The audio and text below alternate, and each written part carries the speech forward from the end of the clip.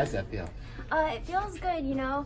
I feel a little bit like I cheated since 4 got to go. You know, the top 3 have really separated themselves and proved themselves. The last few Worlds teams. But, you know, I'm really happy that I have this opportunity to get a little bit of international experience and see what it's like to be on Team USA on one of the biggest stages there are. So I'm very thankful for this opportunity. How do you think you're going to feel physically by the time that race comes around? We'll see. I think I'm probably going to take a little bit of downtime or at least cross training this next week or so, just to give my body a little bit of a break since I've been racing since December. But I think since there's a big gap between now and Worlds, that'll be good. I'll be able to kind of have almost like a second season. What was the plan in this? I mean, you knew that top 4 would get it if Emma was up there. Was the plan just to make sure you secured that spot? Yeah, you know, there were a few different scenarios that could have happened. It could have been fast from the gun, or it could have been really a sit and kick, wait until like the last lap or so, or it could have played out like it did where they went with about a K to go. And that's kind of what Danny and I saw happening, and I talked to Emils as well, and that's what he predicted.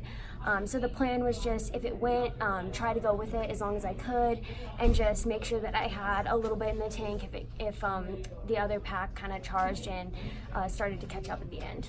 Do you think long term your future is going to be, I know you just started the professional career, but in this event, or do you see 10,000 in your future too? I definitely want to give the 10K another try.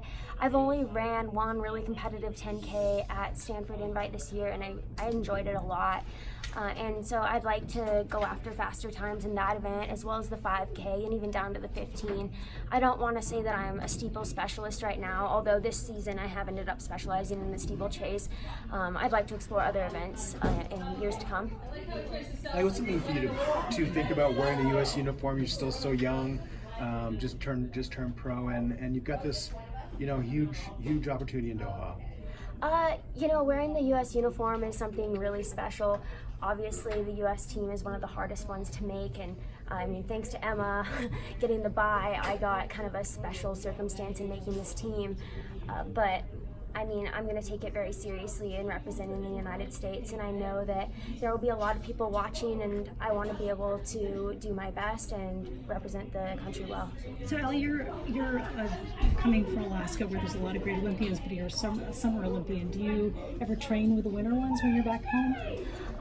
I haven't, but I do know quite a few of them personally. A lot of skiers do mountain running in the summer, and so I've met like Keegan Randall, who won a gold, and I've met Holly Brooks, who's gone to the Olympics, and Rosie Frankowski, and so I definitely look up to them. I know how tough of athletes they are and everything they do to train. It's very inspirational, but I haven't personally trained with any of them.